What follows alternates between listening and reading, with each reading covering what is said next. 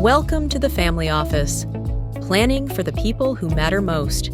I think having said that, man, let's go on and talk about Greenland because, we want to talk about, autonomy. We want to talk about this idea of the United States and what its role should be with regard to NATO. When you think about the Danes and their relationship to Greenland versus the United States and their relationship to Greenland, what's on your mind about the latest developments that have been going on there? Again, I think it's even more fascinating. I think it's more fascinating because it actually matters. Immigration, the issues with ICE, that matters. That's important, and I find that fascinating. Just because there's a lot of satire with that as well. Maybe that's not the right word to use, but there's just a lot of BS. Let's just call it that. There's a lot of BS with that whole situation, the way the optics are being framed. Yeah. But I think the Greenland thing is fascinating, and I think I am even more on board today with my whole theory of Trump is completely dismantling the old world powers again and reshaping the world powers again. And we talked a little bit about that last week, I think, or the week before. But it further makes me even think it's happening. And here's what I'm thinking. And here's why I'm thinking this. And I've done some more research and I've looked at it. Trump is starting to dust off and make America realize, maybe not make America realize, but it's positioning America again the way it was in the 1920s and the 1930s. And that is that America knew, the American military knew the true threat to America was the British Empire. And it still is. And when you think about NATO, whoa, okay. When you think this is weird, but when you're going to think about it, there was an interesting statement. And here's why: America had a contingency plan for war with the British Empire while using Canada as their proxy. Does that make sense? So in other words, what if we are at war and Canada is British Empire's proxy, right? Mm-hmm. We had a contingency plan for that. We had a battle plan. This was in the 1700s. Is that what you're talking about? Right. This is 1920s. Okay. Right? Oh, prior to the Bretton Woods Agreement and all that stuff, right? Okay. This is 1920s, okay? The reality here is this, okay? There's only one place where you can observe activity from, or we could stock nuclear submarines and all that stuff. And it's in Scotland, right? And Scotland hates the UK, by the way. Hated London, hated the British Crown. They always wanted sovereignty. Very dark relationship. Yeah, it's very dark. I have Scottish descent, so I'm very familiar with all of those things, right? It's why I bring it up all the time. I talk to people, people understand what Prima Nocte is and what that meant for Scottish people of Scottish descent and all of those things with the British Crown. I don't want to get into that. Either way, so Greenland is very strategic in that that's a good space. So now the U.S. has bases, we don't have to rely on the British Crown. Because if the British Crown takes away that spot where we could park submarines there, where are we going to park our submarines at? In France's nuclear submarines, they're nuclear capable. And it's all about access through the north, the North Pole. Right. And China's building up in the north, Russia's building up in the north, all these are building up in the north. NATO is weak. NATO is weak. They're sissies, they're babies. But here's the crazy thing. If America comes in, America wants Greenland, and America takes Greenland for strategic reasons, and now you see Canada playing this little footsie game with China. Oh, we're going to scare America and all that stuff. We've dealt with having war with other countries with Canada as our proxy before. That's, oh my God, Canada's throwing Trump for a loop because now Canada could be a proxy for China. We've dealt with this before when we knew that the British Crown was the biggest influence. The biggest enemy to America is NATO. Because NATO drags America down. Yes, here's what. Please explain that. Because you threw out two zingers, man, and I need to understand. Yes. You talked about NATO Britain and NATO being the biggest enemies of the United States. Do you really mean that? Not outwardly, and then maybe people go, oh my God. Please explain what you mean. Because think about this for a second. Okay. Trump is dismantling 80 years worth of monarchy control over U.S. foreign policy. It's all Trump's doing right now. With the acquisition of Greenland, it kills monarchy control of American foreign policy. Canada is a monarchy. The UK is a monarchy. The Netherlands and Denmark, they're all monarchies. France is a monarchy. All these countries are still monarchies. And the original enemy to America was a monarchy. I mean, because America was part of the, British, whatever. It was a British colony. So we're sitting here, we're sitting here appeasing NATO, which is all majority monarchies. Screw their monarchy bullshit.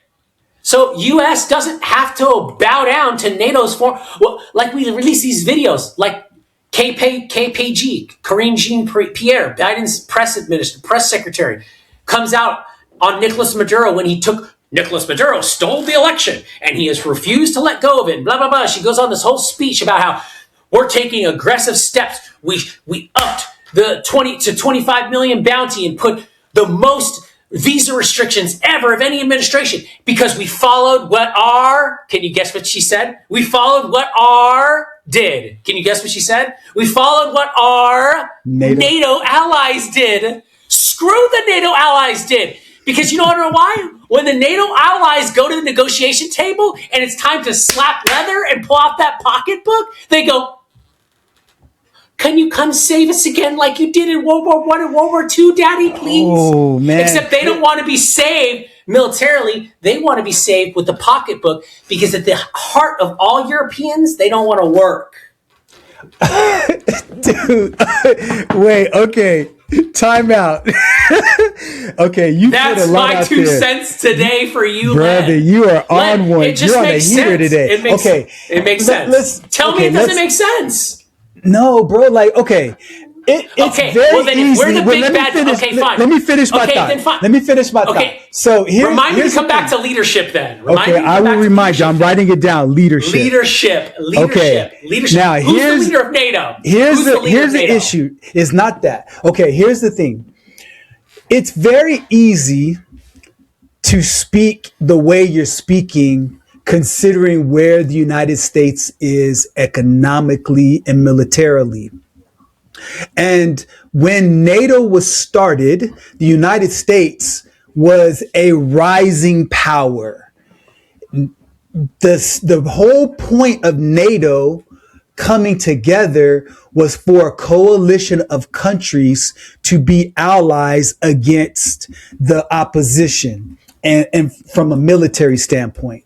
And so that's why Russia is not part of NATO, because Russia is an Eastern European country that borders smaller European borders like Poland and Ukraine. And, but Ukraine wasn't part of NATO because they were part of the USSR at some point in time with, Kyiv and all of those different places, the Donbass region and all of that. Okay. So if the United States were not in a position of power to be the number one, had to have the number one military and also to be to have the world's reserve currency and to be the number one economic superpower, we wouldn't have the luxury to say NATO was a bunch of sissies. The reason why they reach out to the United States in their pocketbooks is because they don't economically have the same level of power. Now, where I will agree with you, Chris, is that NATO countries, just like human nature, has a tendency to take advantage of the benevolence of those that have power, just like children have a tendency to take advantage of parents who have money and give it to them all the time. And the United States made a bad tactical decision to be so giving in terms of the money that they dispersed and contributed towards NATO. So the other point of agreement that I have with you is that Trump was right to call out those other NATO allies in his first term when he called them out for not contributing their fair share. Okay, but this time what's happening is that he's creating much more tension with our allies, and that really goes against the spirit of why NATO was created in the first place. I think there needs to be more diplomacy, and I'll finish my point and then you can jump in.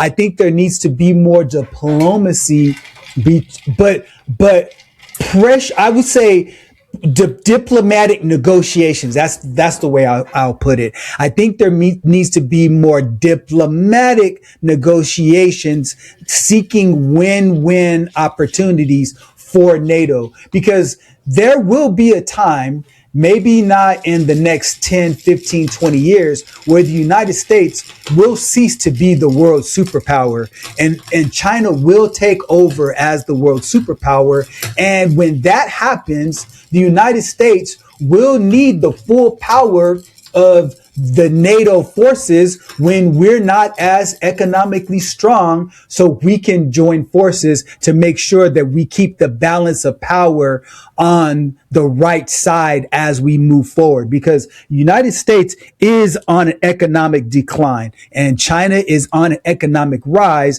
And when those two instances change positions, our relationship with NATO will be more important than it has been in the last 50, 60 years. And so I think we need to be mindful of that.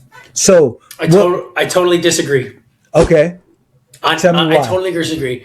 I got to go in reverse. Number one, I don't think here's the major caveat to America ceases to be the world superpower and reserve currency. Here's the big caveat. America will lose its supremacy as a world superpower and will lose its power as a world's reserve currency if America does not hold on to capitalistic and Christian values and moralities and ways of working. If America goes further away and doesn't course correct itself and go back to its Christian values and goes back to capitalistic values and roots, then yes. And here's why. China has been around a lot longer. China's been trying to crack this puzzle for thousands of years and they couldn't do it. America did it in 200 years. America did it in less than 200 years. America cracked the code instantly. Why? Because it was based on a constitution that governs human nature, which is the one thing that doesn't change. The Constitution of the United States is a genius living document because it is evergreen and ever evolving, even as it was written hundreds of years ago, because it governs the one thing that never changes, human nature. The medium may change, the technology may change, but the heart and the flesh will always stay the same. And China will never understand that unless China becomes a capitalistic country or a Christian country. Bar none. I'm sorry. It's never going to happen. Okay, let me jump in real quick. Where I disagree, and I want you to jump in because remember, you're going to talk about leadership. I told you I would remind you. Yes. Okay, so here's the point I want to jump in real quickly. I agree with you principally that Christian values and capitalism is a core and essential component of the United States identity. What I believe is the fundamental principle that will stop China from becoming the world superpower, which I don't think can happen and which I don't think will happen. It's not those two things. More importantly than those, it's productivity.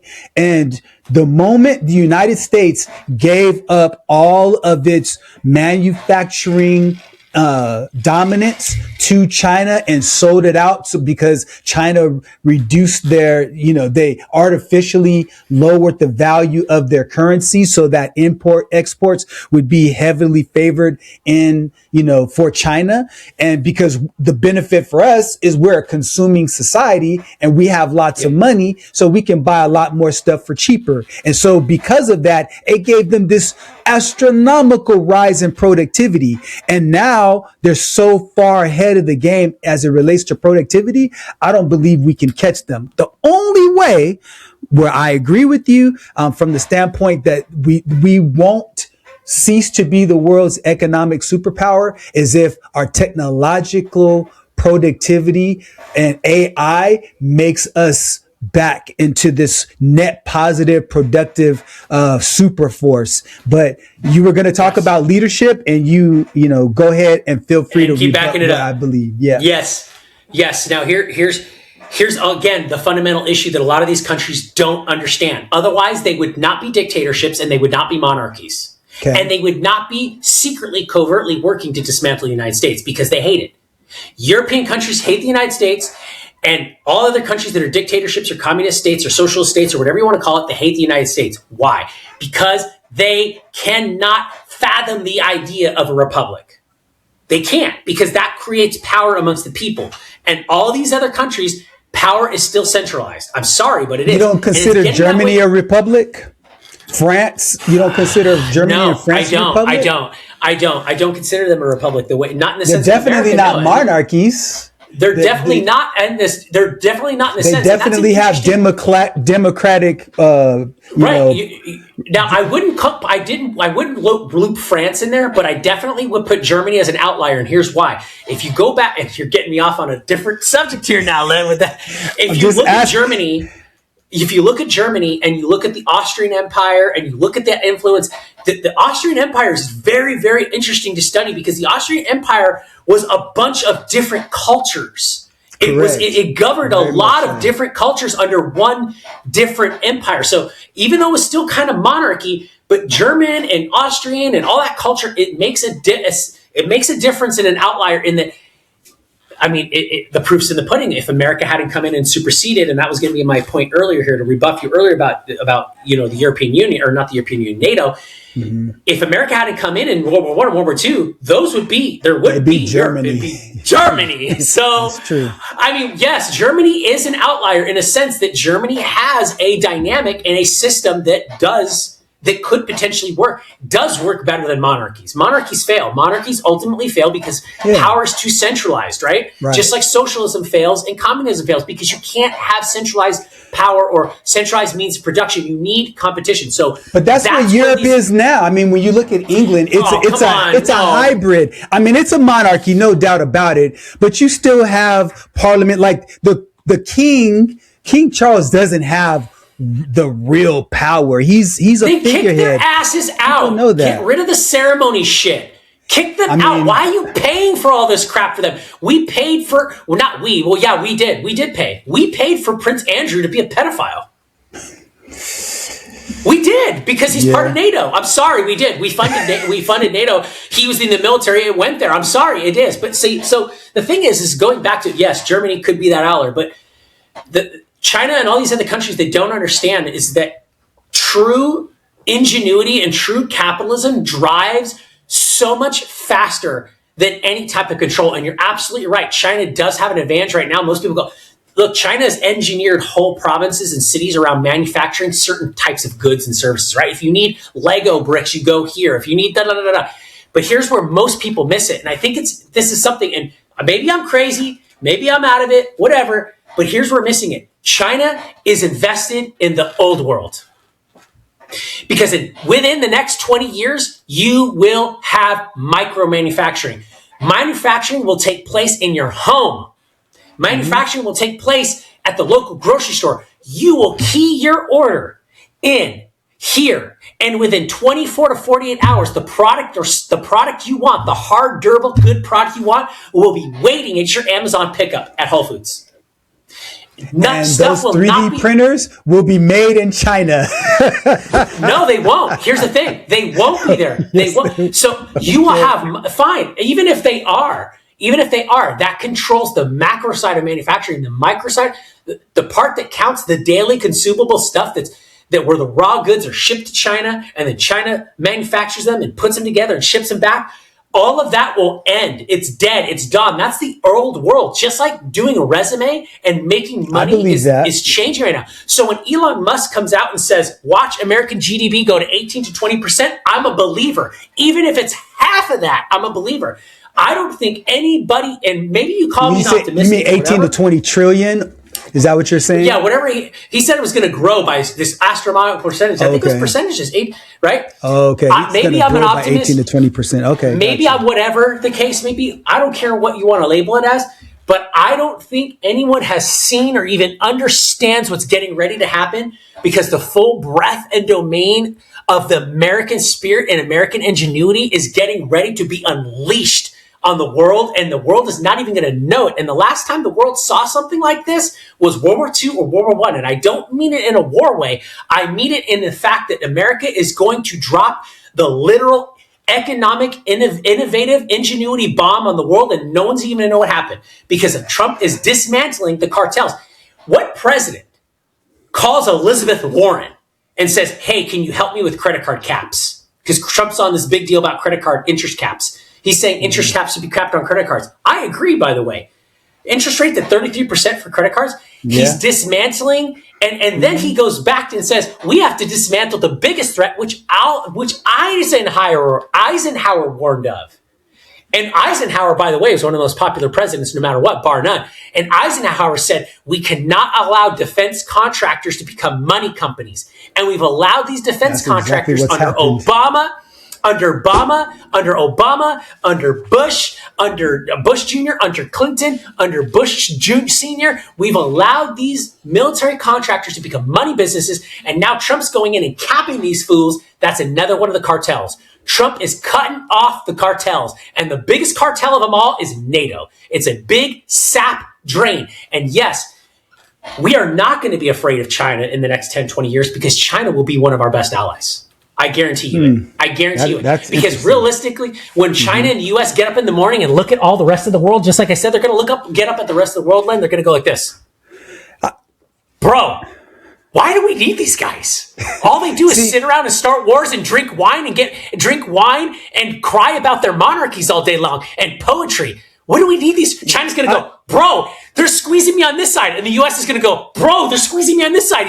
And then China's going to go, well, why don't I just put my elbow out and then U.S., you put your elbow out, and then we'll just meet in the middle, and that's what's going to happen. And I've never seen China as an adversary. I mean, like, I think as an ally. As an ally, why not? No, I've never seen them as an adversary. I don't think they're an adversary either. I don't. Yeah. Now China steals IP and they don't play by the rules and they do all this crap and they have genocide going on with the Muslim population in a province in China and all the Uruguay. They have all I'm saying direct, like, I'm not saying when I don't see China as an adversary. Yeah. I'm not suggesting that I agree with the atrocities that happened there and, you know, the fact that so many people are on surveillance and all of those things. I don't mean it like that. No, that's bad. I'm just saying, that's bad. Yes. I'm saying, like, I've never looked at them as, you know, like they are technically an existential threat. I'm just saying that I've never really looked at them like that because there really has never been any direct military tension, so to speak, like where we were concerned with going to war with each other, right? Whereas with Russia, just with who? We were very, very close. I mean, when you look at the Bay of Pigs, when Kennedy was in office, we were, I mean, if cooler heads wouldn't have prevailed, humanity could have ceased to exist, you know, without. But who shut it down? Who shut it down ultimately? Well, I think both did, honestly, because when you look at Kennedy and also the Russians, they both exercised great restraints because but who ultimately shut it down though? Who do you think? Because I wouldn't. I know who shut it down. I'm saying that it was both sides. It didn't even happen. Kennedy was gone already by the time it fully got shut down because we were in a Cold War. All of that stuff. Who shut it down? No. I'm talking about. When you talk about, I think what you're talking about is Reagan ending the Cold War. That's not what I'm talking about. I'm talking about when the nuclear warheads were, you know, we were in DEFCON, I think 3. You know, yeah. So they were doing drills. Yes. So that's what I'm saying. So Reagan, he had nothing to do with that. I'm talking about Kennedy as a decision maker in real time and the Russian leadership who were making decisions in real time. You know, like there was almost like a game of chicken at that point, and had both sides said, okay, let's just take a chill. Let's take a beat. Let's think this through. Let's communicate. Let's let cooler heads prevail. There could have been a nuclear holocaust. And that gets back to my point of leadership. He exercised phenomenal leadership. 100%. Tell me what you were going to talk about with leadership, and then I want to close out with the hacks that we're doing health-wise in 2026. Here's what it boils down to: leadership. Who's the leader of NATO? I don't know, actually. America's the leader of NATO. America. How is America not? Okay. We provide the most money. We provide the most military. We de facto, yes. Okay, fine. So then when the leader of the big dog, the alpha, which is America, calls a shot, why do we get all this grumbling from these guys? Why don't they just in tow, go, got you, sir, and make a move. Why do they go, I don't think we should do this. I think we should just be more parliamentary and more. Screw that crap. You mean what you want to do is make your deals in the background. Like when Trump is talking to this guy, I can't remember what country it's at, but this guy is asking for protection from America, but yet they're buying oil from Russia. So they want protection from Russia, but they're buying oil from Russia. That's exactly what I'm talking about. Yeah. Leadership. That's why NATO is a cesspool. So when America comes in and says, we're the leader, we're calling a shot, we need to clean it up, NATO should just go, yes, got you, sir. Because here's the thing. They didn't mind our coming in and doing what America did during World War I and World War II. They didn't mind any of that stuff when we did that. Of course. Why? We because provided it got them protection and I mean, exactly. Mark Root, that's the name that I was looking for. Mark Root got you. is the leader, Secretary General of NATO right now. And they rotate people, of course. So, and who but elects I wanted him? to put that out there. Oh, I get it. It's a vote. And there's more what? There's more monarch countries throwing a vote in than there are non-monarch countries throwing a vote in. He's a Dutch politician, by the way. Of course. Oh, my God. What do the Dutch make? Pretzels and boats? Come on, dude. What, Len, who do you want to be calling it? But the whole point of allies is to have different levels of power. The big dogs have to protect the little dogs, man. Like okay, but guess what? The big dogs in Russia and the big dogs in China and all the aggressive countries in the world, they're the top dog, not the weakest country. Like for example, China's not going to the bottom rung leadership and going, you know what, Xi Jinping, you step out of this for a second. We'll let the smallest country negotiate out America. Hell no, dude. I understand. Oh, let's send the Secretary General of NATO. Who's he from? Denmark. Bro, are you kidding me? Russia just has to deploy its dogs there and take Denmark out. Like, seriously? But that's the whole point of NATO, bro, is that when you attack one NATO country, you attack everybody. For who? Who? Who's the benefit? Who's the benefit? Okay, for them, not America. We get dragged into their wars. So that's exactly why. That's exactly why Zelensky wants to be in part of NATO, because he does. So America gets dragged into war with him. Of course, but let's say you're the leader of France, or you're the leader of, Denmark or Sweden, or, these other NATO countries. Your perspective would be totally different. The reason why you can speak like this, Chris, is because you are part of America. You didn't do anything to earn that. You didn't do anything to deserve that place. You just got lucky, man. And saying, I get it, but wait a minute, hold on. That's like saying America didn't earn its right to have some privilege right now with what it's done in the last century, the last two centuries. That's not what I'm saying. That I understand your argument, but that's not what I'm saying. What I'm saying, Chris, is that wait a minute, because you are in a position. When you are in the position of power, your perspective is different. The whole purpose of NATO is to create allies that are that create strategic advantages. Okay. The United States is separated by water. If they didn't have strategic advantages with NATO, with other NATO countries, they wouldn't be able to have bases in those other places. And so the United States would not have gained its superpower status without the benefit of those other allies. And so that we have, we didn't need them before. We didn't need them before World War I and World War II. Okay, so when we go and we just did military strikes in Syria, where did those planes fly from? They sure didn't fly from the United States. They're from countries that we have CAFAs with. Okay, so my point is there's got to be strategic alliances, because there is. Saudi Arabia is a strategic alliance of ours. That's the point. We should kick France out. NATO is also just a strategic alliance. So you're just putting value on the different strategic alliances. That's all I'm saying. Okay, we can argue this point till the cows come home, man. Bro, you've been looking good. You've dropped some weight. You've kept it off, and you've been able to, to keep it off, man. So, I know, Len, we can go on and on. We're out of time. No doubt. It's been good, man. Close us out. So look, the whole idea of this channel is we want you to get value. We want you to think. We want you to be critical. And you can also be critical of the thoughts and opinions we have, because we don't proclaim to be journalists. We're just simply two business owners that have different political views and different points of view.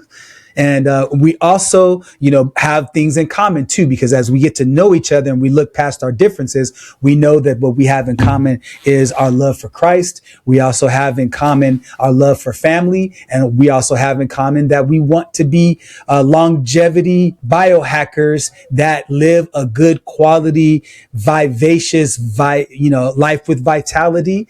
And so we can come together on that. And when we disagree, we can be respectful of our disagreements and still hear each other's point of view and really get value from each other. And so if that's something you value, definitely give us a like, subscribe, comment, interact. And we look forward to continue to bring you good content and good value. Chris, it's always been great, man. Anything that you want to say in closing? No, respect to you, Len. Have a phenomenal week, and we'll see you guys on the next one. Have a good one, sir. Take care. Conversation has given you clarity on your next steps. Please share this episode with someone who's walking the same path. Don't forget to like and subscribe so you won't miss future episodes.